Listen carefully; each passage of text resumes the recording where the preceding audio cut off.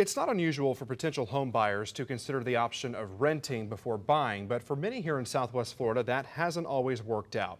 Here to discuss the pros and cons of that idea is Wink's real estate expert, Denny Grimes. Denny, welcome. Morning. So many of us, we want to buy a home. We see the price tag or something and we're like, well, maybe we should rent. What could be the pros and cons of that? Well, that's pretty common as far as the way the market has been moving for the buyers. The market has been growing faster than what, so let me just back up. If they rent, they're locking themselves out of the market. The price has been rising. What we're seeing a lot of now, though, Corey, is that sellers are deciding to rent instead of sell. And that's really happening, and we're seeing a lot of that right now because sellers they've had their property on the market throughout the season, it hasn't sold, and now they want to give up and say, okay, I've just had it, I want to rent. And so I'd like to talk a little bit about the pros and cons of sellers deciding to rent their home out instead of keeping it on the market to sell. And that's some people don't take that decision for as big as it is because you have to, like you said, you have to treat it like a business if you sell or excuse me, if you rent your home, right? That's right.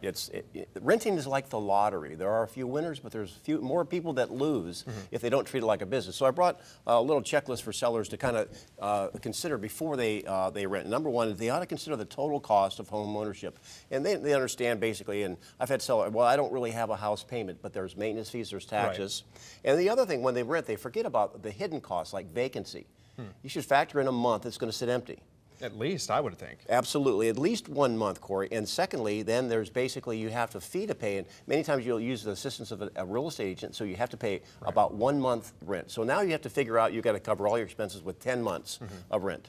And the next one on your checklist really gets me because I see my home value increasing tremendously over in the Cape.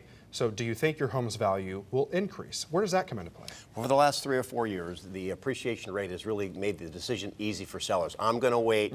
You know what? The time's on my side. My home is going up in value. That's starting to slow, particularly in the mid-range, like $500,000 and up. Okay. So if you're in an expensive home price range from $500,000 or so, you're not going to have the same appreciation rate. So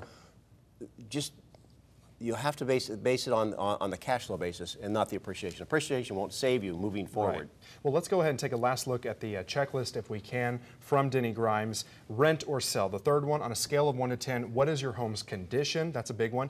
And the fourth on the checklist, make a business decision, not an emotional one. Because at the end of the day, if you're going to sell, or excuse me, rent your home, again, you have to treat it like a business. You do. So, well, Denny Grimes, thank you very much for joining us. Thank you so much. We'll be right back with a check in your morning's weather and traffic, plus a look at morning's top stories.